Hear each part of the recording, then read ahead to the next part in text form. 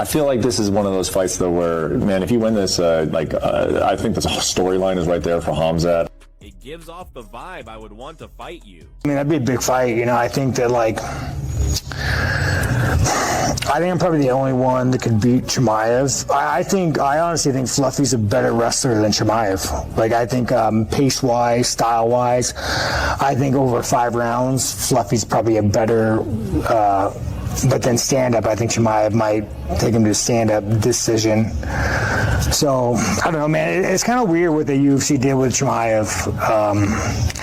You brought a guy in that fights once a year who's like Madonna, who probably gets like, you know, I mean, how much money does that dictator give him on the table? Like, the guy doesn't need to fight, dude. He's best friends with a warlord, you know? Like, he doesn't need to fight. Dude gets gifted G-Wagons. So you have somebody who, like, he's just going to sit on that belt and wait until they force him to fight. And then, like, he wanted to fight Nasser Dean or something, whatever the guy's name is. He's like, oh, I don't want to fight you, my brother. Like, what are you talking about? That's not how this sport works, dude. Go fight that guy.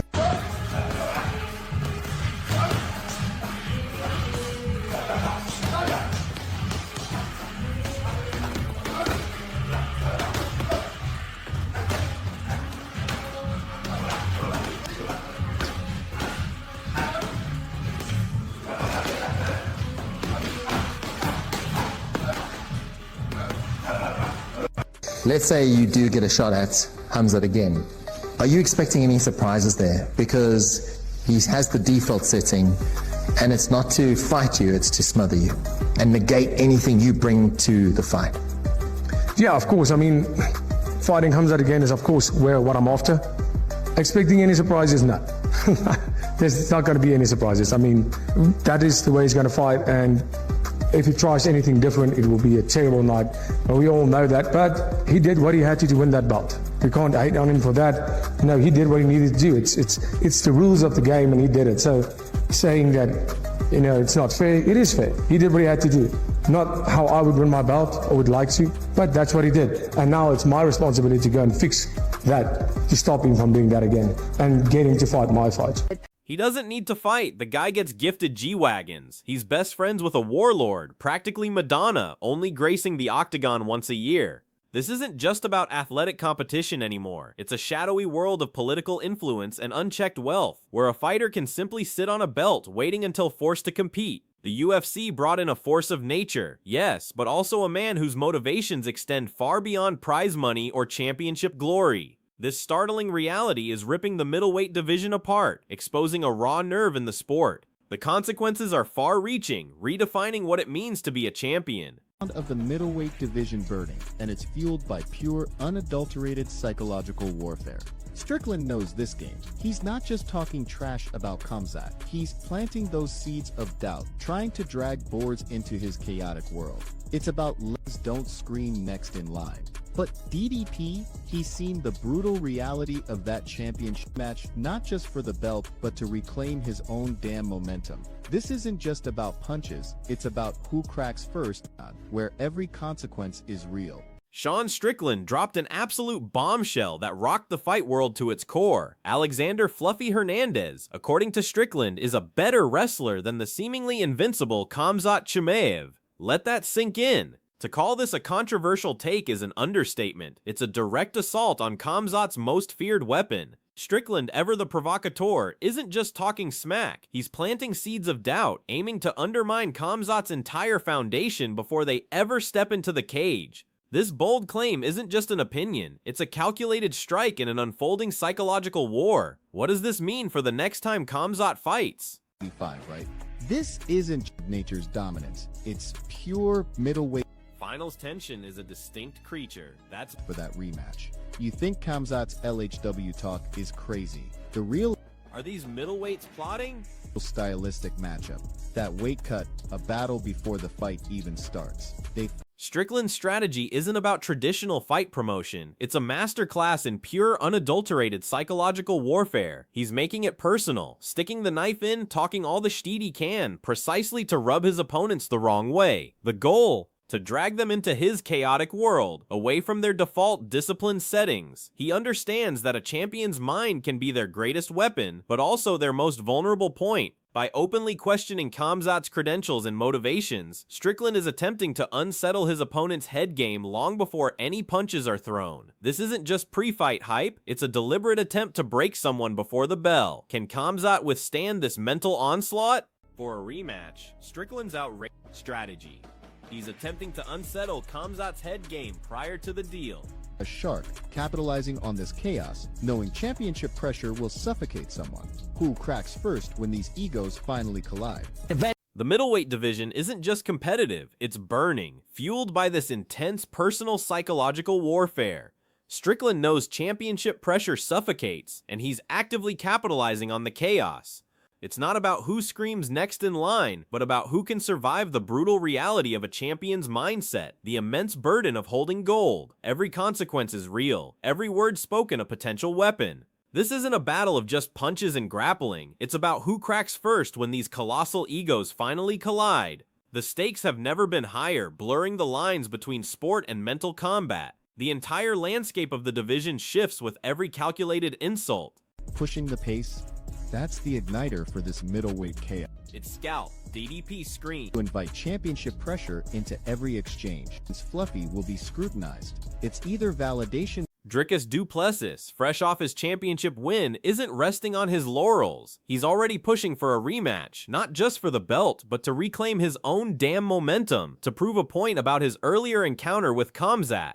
DDP calls that first fight terrible, from his perspective, a bad night in the office where he was taken down and controlled. He sees an opportunity, a chance to rewrite that narrative, and he fully expects to be the champion again by the end of 2026 with another crack at Khamzat Chimaev. This isn't just a wish, it's a public declaration, a fighter's vow. Can he truly reverse that past performance? And political. Gun respects no politics, only shift pressure. Then DDP screams, it was dominated. That sees dollar signs, not sentimentality. Khamzat's default setting is brutally clear. It's not to fight you, it's to smother you, to negate everything you bring to the octagon. DDP knows this. He expects no surprises in a rematch, confirming that Khamzat will fight the same way. But DDP believes if Khamzat tries anything different, it will be a terrible night for him. This isn't just acceptance, it's a challenge. DDP views it as his responsibility to fix what happened last time, to stop Khamzat from employing that smothering strategy again, and to get his fight going. This shift in mindset transforms anticipation into an active strategic countergame. The burden of adaptation now falls squarely on DDP. Isn't just talk, it's a brutal public declaration of who lost the belt to DDP now screams he on the canvas. DDP's grit stopped the finish, yes, but you're watching pure psychological warfare ignite. DDP pushes for his rematch, but surviving that relentless attack leaves a cumulative, unseen mark. That's the real. The bizarre situation surrounding Khamzat's fighting frequency is a major point of contention. The UFC, in a peculiar move, brought in a guy who truly fights once a year, comparing him to Madonna's exclusive tour schedule. This isn't just about a slow schedule, it raises questions about his commitment and the unique circumstances surrounding his career.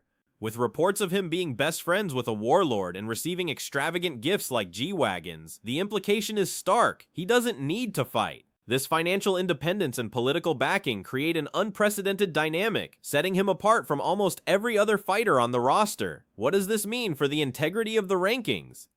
That's psychological warfare at its finest. You hear me? He's trying to get into Khamzat's head, trying to make you. Wolf and middleweight action now on. But here's the truth. You don't just talk. Your woman's mind games only matter if he wins. As DDP is already pressing for the middleweight division isn't just chaos, it's a meat grinder. One misstep, one compromised camp, and you're not just off the rankings, you're off the map entirely. Think about that.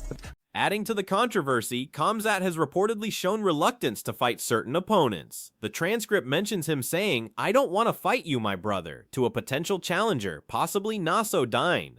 This isn't how the sport works. Fighters are expected to face legitimate contenders. Such a statement, if true, undermines the competitive spirit and the established hierarchy of the division.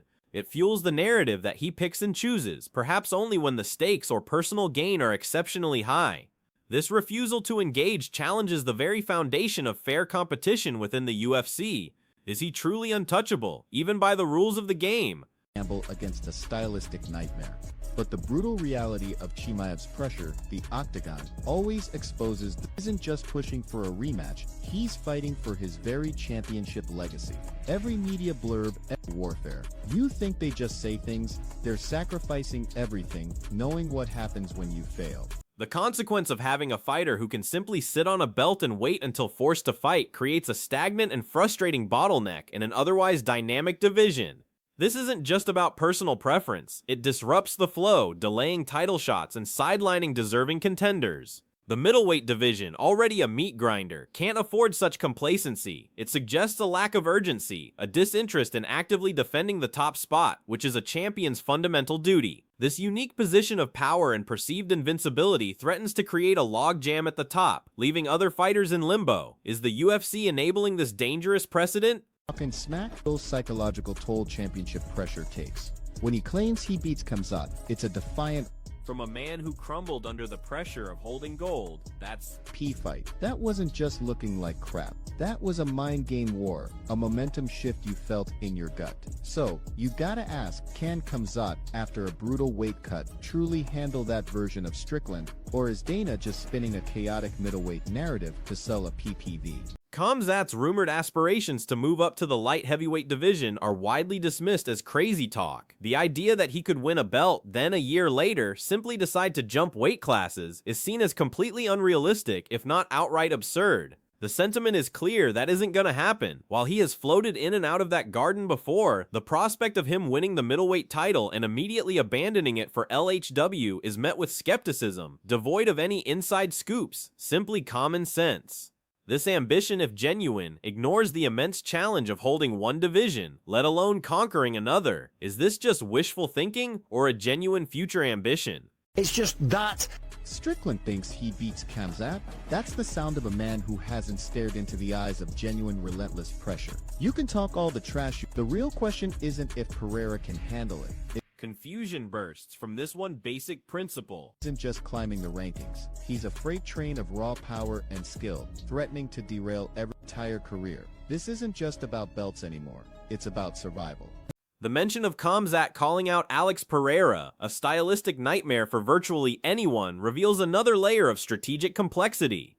Pereira, with his striking prowess, especially at 185 pounds, represents a distinct creature of pure middleweight finals tension. If Khamzat were to genuinely pursue LHW, a matchup with Pereira would highlight the dramatic differences in style and power that separate the divisions. This isn't just about raw skill, it's about a finely tuned stylistic clash, a battle before the fight even starts. Pereira's dominance at 185 and his previous LHW experience underscores the immense challenge Khamzat would face. Would Khamzat's wrestling negate Pereira's striking? Forget the control time. That Khamzat performance, it absolutely blew the lid off the middleweight. You watched a man attempt to finish, yes, but you still saw enough. Claiming he'd walk through him. That's pure psychological warfare, painting a target on Khamzat's back. And now, certain he located the strategy to beat Khamzat. This goes past mere rankings now. The octagon will expose every flaw. Are you consequences when those claims finally... Sean Strickland, with his characteristic defiance, made a bold, almost arrogant claim. If anyone can beat the Chechen star, it's me. That's a big fight. I'm probably the only one that can beat Chimaev. This isn't just confidence, it's a declaration of unique stylistic superiority, a belief that he possesses the specific tools to dismantle Khamzat. Coming from a former middleweight champion, this statement carries weight, a challenge to the entire division. It's a clear attempt to manifest a matchup he believes is his stylistic nightmare, not just for Khamzat, but for anyone who doubts his own capabilities. Can he back up such a definitive statement? About the champion, you get on their radar, you make it personal, you talk some shit, you rub them up the wrong way, you stick that knife in, you get personal, you say whatever you gotta say to get that guy, that champion to want. You hear that? That's the sound of... The true test in this middleweight chaos isn't just fighting skill, it's about who cracks first under immense championship pressure. Strickland is a shark, actively capitalizing on this mental vulnerability, knowing the brutal scrutiny every contender faces. When these egos finally collide, every movement, every word, every consequence becomes amplified. It's a game of brinkmanship, where psychological fortitude often trumps raw talent. The middleweight division, more than ever, is about navigating this minefield of expectations and self-belief. Who can maintain their composure when the stakes are literally life-changing? The pressure cooker environment will expose every single flaw. That would be a bit of a problematic matchup for Alex Pereira. And of course, you can't underestimate Alex Pereira, but I'm just saying, the wrestling side of things, Khamzat Chimaev will be a problem for anybody. It's just Alexander Fluffy Hernandez emerges as a crucial figure in this unfolding drama, potentially holding the antidote wrestling that could pose a serious threat. Strickland's fight against Fluffy is touted as a really tough matchup because both men push the pace. While Strickland uses his jab and distance, Hernandez thrives on the inside, throwing combinations and shooting for takedowns, then allowing opponents back up. This stylistic clash in itself is a microcosm of the middleweight division's dynamism. Fluffy's performance will be intensely scrutinized, serving as either validation for Strickland's outrageous claims or a brutal reality check. What will this Igniter fight reveal about the division's future? Dricus du Plessis has seemingly solved his cardio issues, a critical development after going 5 grueling rounds. This improvement is paramount as he eyes not only a rematch with Khamzat, but a return to championship status. His recent statements indicate a strong expectation to be champion again by the end of 2026, or even sooner, claiming his bad luck will end this year. This isn't just hopeful thinking, it's a fighter reborn, driven by the memory of past setbacks and a clear vision for his future. His confidence, coupled with his improved endurance, signals a formidable threat to anyone holding the belt. How will this newfound stamina impact his next performance? Reflecting on his fight with Khamzat, DDP offers a refreshingly honest perspective. He admits that on that night, the only thing that was terrible was Dricus's ability to get back to his feet and to stop a takedown. He clarifies that it wasn't Khamzat's fault. Khamzat was merely trying to finish him, trying to choke him out, trying to beat him down. DDP's toughness allowed him to make it to the final bell, preventing a finish despite the immense control time. This acknowledgement shifts the blame from Khamzat's performance to his own shortcomings, making his desire for a rematch even more compelling. This self-awareness sets DDP apart in a division of high-ego fighters. Despite surviving Khamzat's relentless attack, the cumulative, unseen mark left on DDP is undeniable. While his grit stopped the finish, the psychological toll of such a dominant, controlled performance can linger, affecting confidence and strategy in future bouts. DDP is pushing hard for his rematch, but the question remains, has that brutal experience fundamentally altered him? The memory of being utterly controlled, even if unfinished, can create deep-seated doubts. This isn't just about physical recovery, it's about repairing the mental landscape, overcoming the ghost of that terrible night. Can DDP truly shake off the psychological residue of that encounter, or will it manifest when the pressure is on? The fact that Khamzat Chimaev is currently in Newport Beach, California, training with a bunch of Chechens at Santos Studios, speaks volumes. This isn't a vacation, it means he's getting ready for something significant. After 7 months of inactivity, the clock is ticking for him to defend his belt and solidify his claim as the best in the world. This training camp, far from the public eye, signifies a focused preparation for an imminent return, adding a layer of anticipation and mystery to his next move. The timing couldn't be better for potential challengers who are sharpening their own tools while Khamzat prepares to re-enter the fray. What pivotal fight is he secretly preparing for? The middleweight division is a merciless meat grinder, an absolute bloodbath where pure unfiltered chaos reigns supreme. One misstep, one compromised training camp, and you're not just off the rankings, you're off the map entirely. This isn't hyperbole, it's the brutal reality of a division brimming with talent, ambition, and psychological warfare. Every fighter is sacrificing everything, knowing that failure carries devastating career-altering consequences. There's no room for sentimentality, only raw, unyielding pressure. This intense environment ensures that only the most resilient, the most cunning, and the most prepared can truly survive. The stakes are profoundly high, demanding perfection at every turn. Strickland's looking like crap performance against DDP in their second encounter reveals a crucial insight into the psychological toll championship pressure takes. When he claims he beats Khamzat, it's a defiant roar from a man who at times crumbled under the weight of holding gold.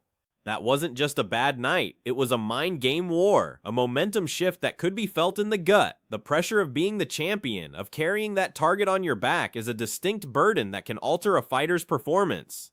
Strickland, more than anyone, understands this vulnerability, and it informs his own aggressive mind games. Does he understand this vulnerability because he experienced it himself? The critical question looms, can Khamzat, after a brutal weight cut and a 7-month layoff, truly handle the unique version of Strickland's relentless pressure, both physical and psychological? Strickland thinks he beats Khamzat, but this confidence might stem from a place of not having truly stared into the eyes of genuine, relentless pressure from a fighter like Khamzat. The octagon always exposes the truth. While Strickland talks trash, the real question isn't if a mythical LHW Pereira can handle Khamzat. It's about whether Khamzat can withstand the immediate, tangible threat of a mentally charged Strickland at middleweight. The consequences of any misjudgment will be severe. Amidst all this chaos, a cynical question arises. Is Dana White merely spinning a convoluted, chaotic middleweight narrative to sell pay-per-views? The talk of Khamzat's LHW aspirations, the constant psychological warfare, the dramatic claims, it all serves to create compelling storylines. While these elements are genuine parts of the sport, the orchestrating hand of the UFC in amplifying certain narratives cannot be ignored. The goal is always to maximize viewership and revenue, and a division in perceived disarray with multiple compelling rivalries is a promoter's dream. The question then becomes, how much of this is organic rivalry, and how much is strategically manufactured hype? This isn't just about belts anymore, it's about survival. The middleweight division is a freight train of raw power and skill, threatening to derail entire careers with one misstep. Every media blurb, every social media post becomes a weapon in a relentless psychological war. Fighters aren't just saying things, they are sacrificing everything, acutely aware of what happens when they fail. This isn't just climbing the rankings, it's a brutal public declaration of dominance, where only the strongest survive the continuous onslaught of challenges, both inside and outside the cage. Who among them will ultimately rise above the chaos and carve their indelible legacy?